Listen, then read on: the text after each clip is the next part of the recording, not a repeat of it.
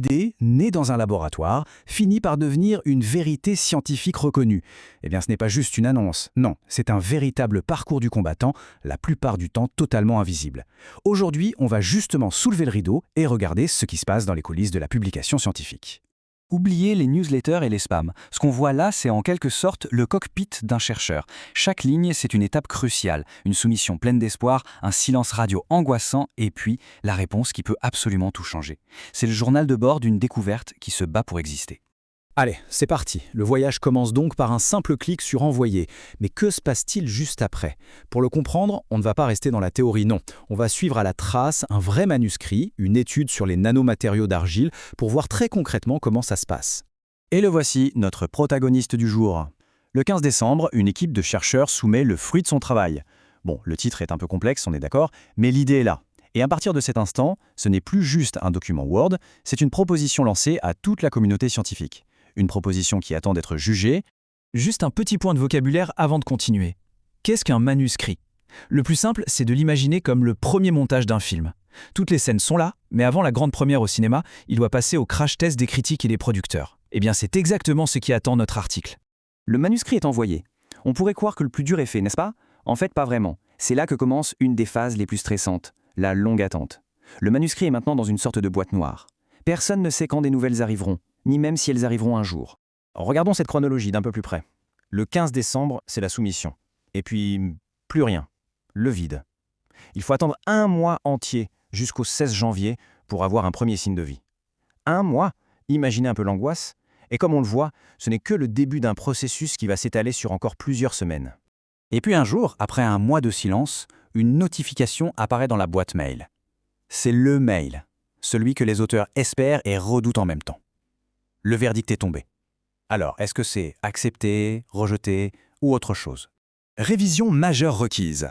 Ces quelques mots, ça sonne comme une claque. Mais en réalité, ce n'est pas un non définitif. C'est plutôt un « peut mieux faire, revenez quand vous serez prêt ».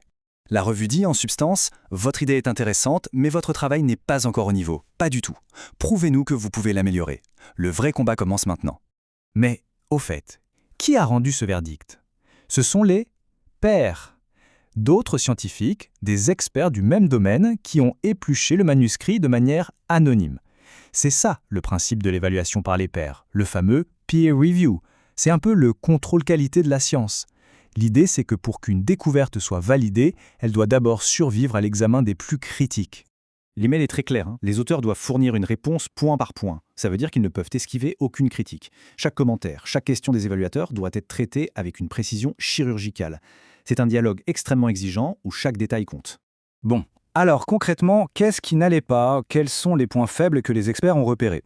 On va maintenant disséquer ce rapport d'évaluation pour comprendre exactement ce que les auteurs doivent corriger. Et attention, en général, ça pique. Voilà à quoi ressemble le retour des évaluateurs. Des pages de texte, denses, pointilleux, parfois même un peu cassants. Chaque phrase est un obstacle à franchir. Pour les auteurs, c'est un moment difficile. Il faut mettre son ego de côté et se préparer à un énorme travail de reconstruction. Le premier tacle, et il est sévère. La revue de littérature semble insuffisante.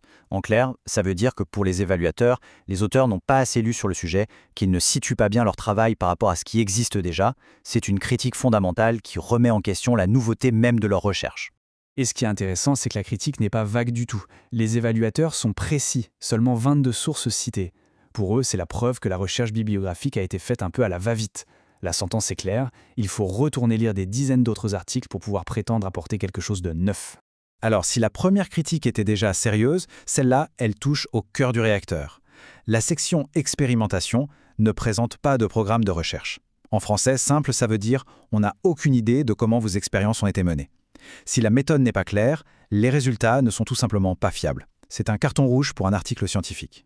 Donc, si on résume, la base théorique est jugée faible, la méthode est opaque, les données sont mal présentées et les conclusions sont mal organisées. Face à une liste pareille, on pourrait se dire qu'il est plus simple de tout jeter et de recommencer à zéro. Le défi qui attend les auteurs est immense. Face à un tel démontage, la tentation d'abandonner doit être grande. Pourtant, en recherche, la persévérance, c'est la clé. C'est donc maintenant que la phase la plus intense commence vraiment, transformer ce manuscrit plein de défauts en un article solide, prêt à être publié. Voyons voir quel est le chemin à parcourir. La liste de tâches est colossale. Pour les auteurs, ça représente des semaines, voire des mois de travail supplémentaires. Il faut répondre à chaque critique une par une, refaire des analyses, redessiner des graphiques, réécrire des sections entières et en plus de ça, rédiger une longue lettre pour justifier chaque modification. C'est un véritable marathon.